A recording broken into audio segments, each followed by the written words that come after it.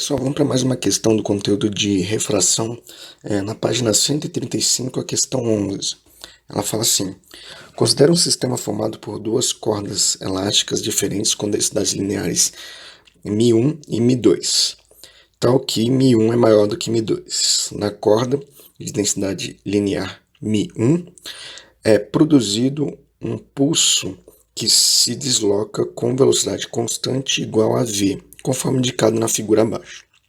Após o intervalo de tempo ΔT, depois de um pulso atingindo a junção das duas cordas, verifica-se que o pulso refratado percorreu uma distância 3 vezes maior que a distância percorrida pelo pulso refletido. Com base nessas informações, podemos afirmar respectivamente que a relação entre as densidades lineares das duas cordas e que as fases dos pulsos refletidos e refratado estão corretamente relacionados na alternativa. Pessoal, primeiro, no que a gente vai fazer é analisar a velocidade de propagação de uma onda em uma corda, beleza? O que afeta a velocidade de propagação de uma onda em uma corda? A gente tem como sendo a equação da velocidade de propagação de uma onda em corda, raiz da tração, sobre a densidade linear, beleza? Essa é a equação que relaciona a velocidade de propagação de uma onda em uma corda. Ele deu, no caso, uma relação entre as velocidades de propagação, certo?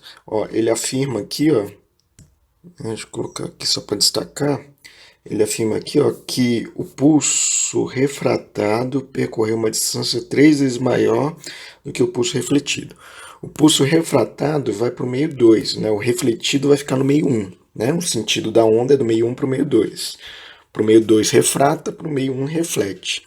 Então ele está falando que o pulso refratado, que vai para o meio 2, percorre uma distância 3 vezes maior que a distância percorrida pelo pulso refletido. Beleza? Como a relação de velocidade é espaço por tempo, e se no caso o refratado percorre 3 vezes mais, isso significa o quê? Que a velocidade de propagação no meio 2 vai ser 3 vezes maior do que a velocidade de propagação no meio 1. Beleza? E aí o que eu posso fazer? Eu posso colocar que a velocidade no meio 2 seria a raiz da tensão sobre a densidade linear 2, e a velocidade no meio 1 seria a raiz da tração sobre a densidade linear da corda 1, beleza? Então a gente tem essa relação. Como dos dois lados aparece a tração, e no caso a tração é a mesma, porque os dois fios estão conectados, então a tração é exercida nos dois fios, o mais grosso e o mais fino, é a mesma tração, a gente pode cortar a tração que aparece dos dois lados. E como tem a raiz, para a gente tirar essa raiz e conseguir resolver, a gente pode elevar ao quadrado dos dois lados, para a raiz sumir. Elevando ao quadrado dos dois lados, o que fica? A raiz some, vai ficar 1 sobre a densidade linear 2 igual a 9 vezes 1 sobre a densidade linear 1. E passando a densidade 1 para um lado e a densidade 2 para o outro, a gente chega aqui a relação entre as densidades, é que a densidade linear 1 é 9 vezes maior, a corda é mais espessa, 9 vezes maior do que a densidade linear 2, beleza? E aí, no caso, a gente fica entre a opção da letra C e da letra D. A gente fica entre uma dessas duas. Depois, o que ele quer analisar o que acontece com esses pulsos, o refratado e o refletido.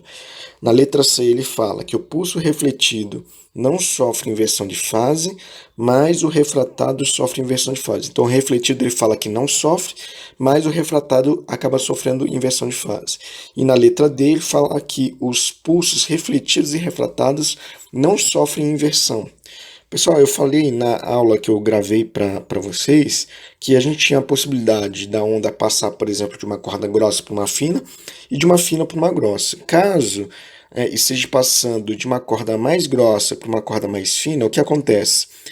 Não tem inversão de fase na refração, Você tem na refração na mesma fase e a reflexão também se mantém a fase, beleza? Você está passando de uma corda grossa para uma corda fina, né? A onda refratada não vai sofrer inversão de fase, nem a refletida. Se fosse o contrário, da fina para grossa, a refratada não sofreria inversão de fase e a refletida sim. Né? Quem pode sofrer inversão de fase seria a refletida, nunca a refratada. Beleza? Bom, então, no caso, as duas, né, tanto a refratada quanto a refletida, não sofrem inversão de fase. Então, o gabarito, né, vai ser letra D. Né, gabarito letra D. Tudo bem, galera? Então, é isso aí, essa questão.